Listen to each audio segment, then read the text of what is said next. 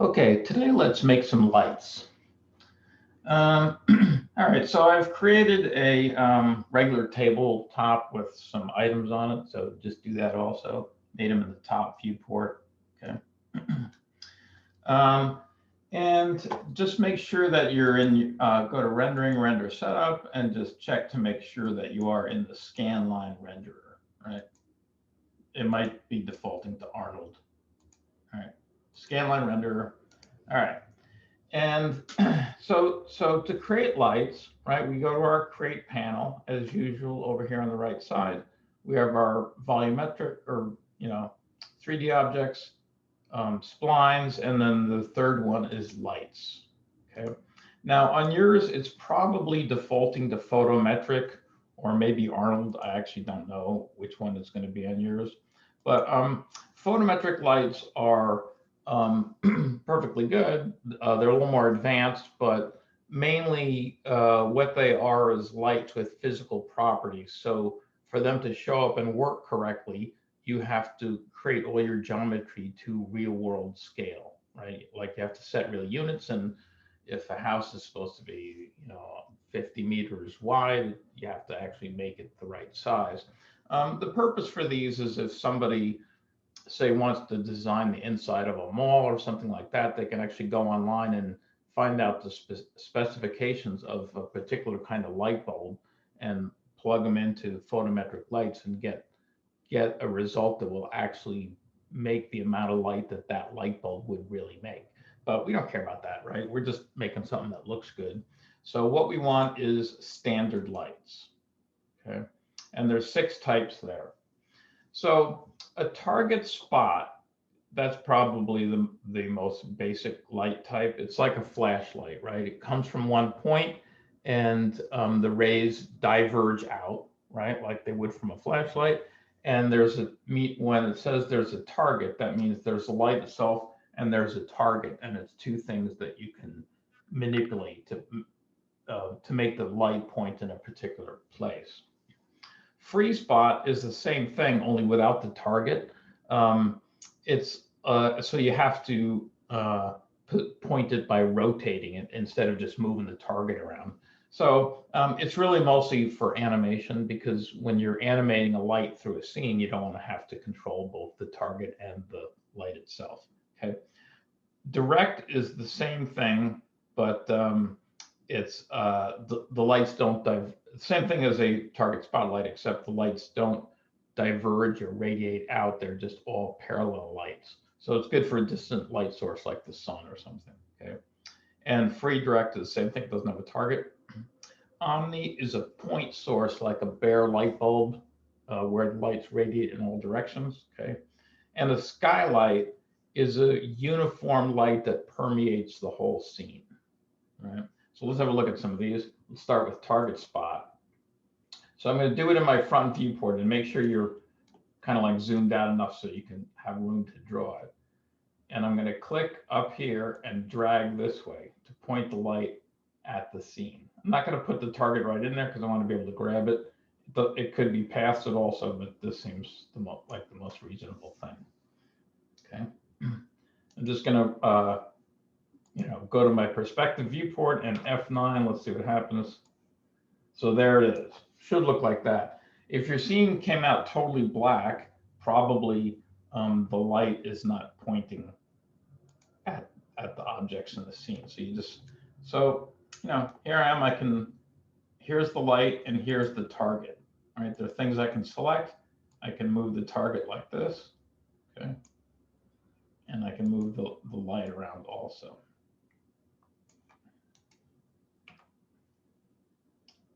Okay, so pretty straightforward. If you make your light really close to the objects in the scene, the rays are probably going to kind of like point away from each other. So you can just use a direct light, but maybe you want to keep the light not too close. All right, let's look at some of the parameters of this thing. So it's a spotlight, right? And you can turn off the target and convert it into a free spotlight if you want to. Shadows are on for me, okay? I don't know if they'll be on for you or not. And I chose ray trace shadows. And ray trace shadows are gives you a good hard edge shadow, all right? The other option is area shadows, which is it gives you a better soft edge to the shadow, okay? And it makes it so the shadows, like if you put a cup on a table, right? The shadows are not fuzzy where the shadow is close to the object casting the shadow, right? And that gets fuzzier as it goes away, which area shadows do that. I'm just gonna, but they're a little bit slower. I'm just gonna stick to ray trace for the moment. All right. And that gave us these shadows like this. Now you'll notice before you put any lights in the scene, there's default lights that are turned on that you can't really do anything with, but they just illuminate the scene. Once you put in your own light, those turn off, okay? And now one thing that's very unnatural about this is the shadows are jet black, right? Where anything, when there's one light, where any place that that light is not hitting is going to be black, okay? And that doesn't really exist on Earth anywhere because it's always diffused light bouncing around. You know, maybe if you're on the space station where there's no atmosphere or something, you might see a thing kind of like that. But so we need to ultimately put some kind of fill light in there to make it look more natural. All right. Anyway, ray trace shadows. And again, all these rollouts might be in different orders. So, but atmosphere and effects, we're not going to bother with that. Intensity, color, attenuation. This is important. Okay, so multiplier is how bright the light is. That's the thing that you're going to always be controlling. Okay, multiplier. And it's set to 1, which should be about normal. So if you have more than one light pointing at a spot, like say you have a spotlight and then an omni-light to use for fill, where they're both shining on a place, it should add up to about 1, okay? So if I had a spotlight and the fill light, it'd probably make them both around 0.5. And then if I want to, you know, maybe I change it so the spotlight's 0.7 and the fill light is 0.3 or something like that. But at the moment we have one light, so we'll leave it on 1. And here's a place to color it. You know, if I want to make my light some color, okay, there it is. I made a very extreme example, but all right. And there's a few things here.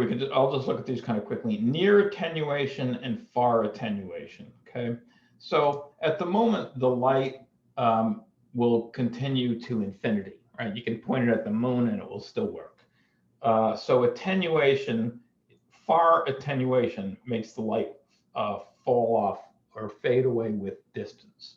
Near attenuation, we don't really need because it's the light not bright right where it comes out of the object, out of the light, which is not very normal. But sometimes you use lights for other things like you know, making thrusters on a rocket or some weird application like that, and you might use it there. But I'm just going to turn on far attenuation, use and show. Okay, when you turn on use, show lights up anyway. And here I can see in my side viewport the near and far. See those sort of lens-shaped things there? So this is, so start is at 80 and end is at 200. That's just, you know, I guess the default settings. So what that means is the light is full intensity out to here, right? And then it fades off, and after it's done fading, it fades off to nothing. So I should get no light on my scene at all at the moment. Yep, it's black, okay? So, gotta keep this light selected. Oh, and by the way, when you're selecting sometimes, you wanna make sure that you click right on to select the light, right on the spotlight itself. Okay, see, I got a target spot on my parameters. but see, the target doesn't give me any parameters. And if I click on the line between them, it just says, it also gives me nothing useful.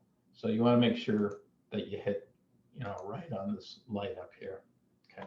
Anyway, so if I adjust these, so the start and the end is like I'll go here, so the table will fade to black at the end, and I'll turn on my start, so it's bright in the beginning. Okay. All right, so there we can see that it's working, right? I'm going to turn off far attenuation. When you're lighting your scene with a guitar,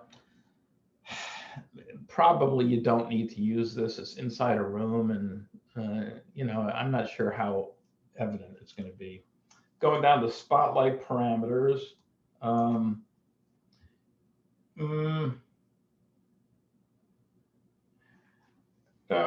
don't know that there's, well, overshoot means that if that's checked, it means this spotlight will act like an omni-light, meaning it will make lights in all it will cast light rays in all directions, right? Like a bare light bulb, but it will only do shadows inside of the cone here. All right, don't need that very often. Hotspot and fall off, okay, is the distance. Let me turn the hotspot down a little bit so you can see. Okay, this is the hotspot, 100% lighting on. Okay, this is the fall off, and beyond this, there's no light. So if I turn this down like that, and maybe this one down a little bit. Okay, that's not very obvious because let me make it a little bit smaller. Yeah, so you can see it's fading on the edges. All right, so we have a fair amount of control here. I'm going to turn that back up because I want to include my entire scene inside the light.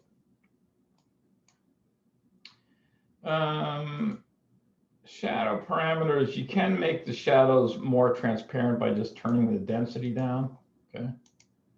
So here I am right now with my black shadows. And if I make the shadows only 0.5,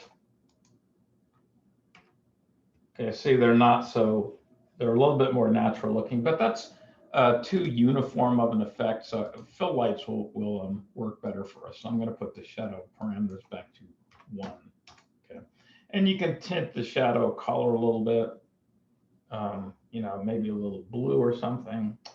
But I think that's probably a good look at the target spot. Now, one thing that might be useful is if you're having trouble positioning the light, right?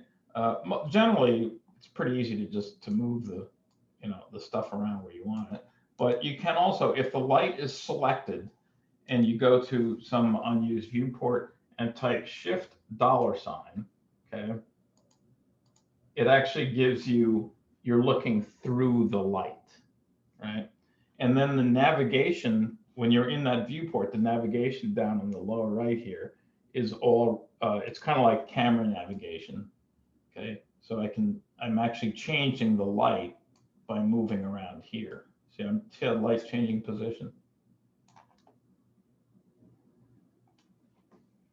Okay, but that's just, kind of like a useful tip. I'm going to put this back to L for left. All right, so let's light the scene a little bit better. Let's try putting an omni light in, for example. So go back to create, and I'm going to put an omni. All right, and if right now we don't have a camera yet, okay, and that's kind of critical when you're trying to compose the scene, but one thing at a time, I guess. If the light is coming from this direction, right, kind of like from over our left shoulder at the moment, right, we want to put the omni kind of opposite it, right? And if the light is up high, the omni should be sort of low down because it's a fill light, right? So I just clicked it in the top viewport, and make sure you go to select and move or whatever afterwards, so you're not continually making more lights. It's a very common way for beginners to over illuminate their scene. The thing will be so bright you can't see anything, and I'll go look at it and they'll have like 10 lights in it because they kept clicking around while they still were in create light. All right, so it's a little bit too low here because it's kind of below the edge of the table, so I'm just going to move it up a hair there. All right, and let's see what that does. All right, so it looks like it's casting light shadows by default. The fill light, just making a basic scene here, we probably don't want it to cast shadows. So I'm going to go to modify and turn off shadows. All right, so now you can see that it's made, the shadows are not so dark. It's more natural looking.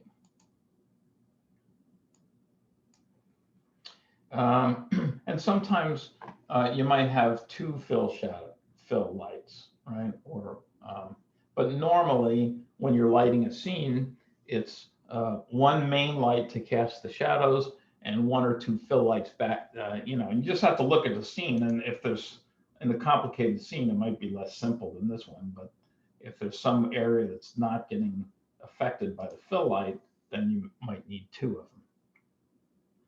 Now, this actually, let's go to intensity. This doesn't look too bad, but it might be because I don't have real materials and stuff on it. It really should be, it should look over illuminated, okay? Doesn't seem to at the moment, but so normally what I would probably do is go to my spotlight and make the multiplier 0.7, okay? 0.7, and go to the Omni light, okay, and make it 0.3, right? So they add up to 1, right? This is a rough to get you in the ballpark.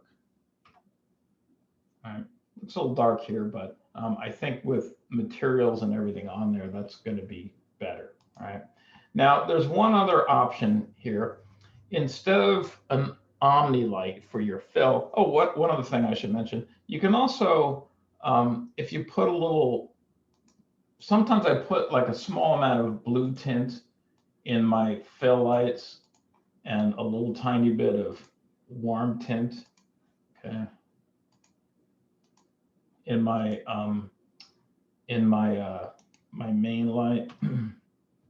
It's not going to show on here, but if we had actual materials, I didn't put materials on this scene, so it can make a nice little bit of a difference there. But anyway, let's look at a different kind of fill light. So I'm going to select the Omni and delete that. All right. So back to create, and let's look at a skylight. Okay. So skylight, this is just like uniform ambient lighting. Okay. It has no point of origin. And I'm just going to click somewhere in the top viewport, okay? And it doesn't actually matter where you put it in the scene, okay? It can even be like below the table or something like this, and it will still work. So F9, let's see what we get here. So that's pretty bright, all right? That's more how I expected the Omni to work. So let's turn this down to say 0.5 or something. Okay, maybe down to like 0.2, okay. All right, so a skylight is somewhat easier to work with because you don't have to position it. So if you just have a spotlight making most of the light and casting your shadows, and a skylight to fill, in your shadows, it's really easy setup and it works great. So the whole thing is kind of like setting up a photo shoot. You have to think of, it's exactly like setting up a photo shoot, like a studio shot where you have fill lights and things like that. One other thing about this skylight is there's this cast shadows thing here, okay? And this gives you kind of an interesting feature, okay, that will add to your scene. This creates ambient occlusion shadows, all right? So so what that is, and I generally, when I'm doing my 3D renderings for like work and, stuff like that, commercial jobs, I almost always do an ambient occlusion pass, right? Which is a black and white pass, that, so ambient occlusion is basically anywhere that's occluded or hidden from ambient light. All right. So ambient light is not the spotlight, the direct light. Ambient light is just bounce light in the room. And if you were to look around at things like on your computer, say just like under the keyboard or under the edge of objects, the mouse or whatever, where it gets like small tight areas are more, the smaller and more recessed they are, the more hidden they are from the bounce light in the generally filling the room, okay, on Earth. So ambient occlusion, doing that as a separate pass, with that, we don't need to get into that really, but it like kind of brings out the detail and makes things look less flat. So we can do that, the same effect, with a skylight and turning on cast shadows. Now the problem is that this setting of 20 rays per sample here is great for your final render, but it's really slow. It's not too bad here, but I have a pretty powerful computer. When you're just working, you might want to turn it down to say 5 or something like that. Okay, and let me make this rendering a little bit bigger. I'll just go to 480 by 600. All right, and let's see if we can actually see the difference here. It might partly be because there's not very many places that are ambient occluded in this scene because it's such a simple scene. I'm not seeing too much. But if I go to this button here is clone rendered frame window. Okay, so I can make a copy of that. And then where the heck's my skylight? All right, if I turn off cast shadows and then F9, all right. So just to compare, and yes, you can see that there is some difference there. See how this is the one with the cast shadows turned on here, I think, right? Yeah. So see how it's darker here, and this is more pale, and it's a little kind of like darker in certain places, all right? So that's good. If you're using a skylight, turn that on, but keep it down to 5.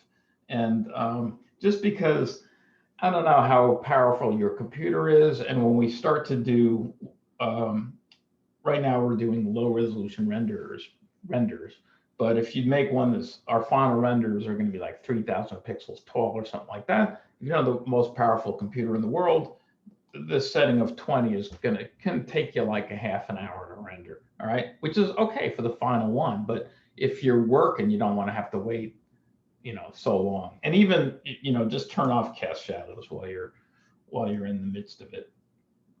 And, just to get the lighting in general and put that on towards the end.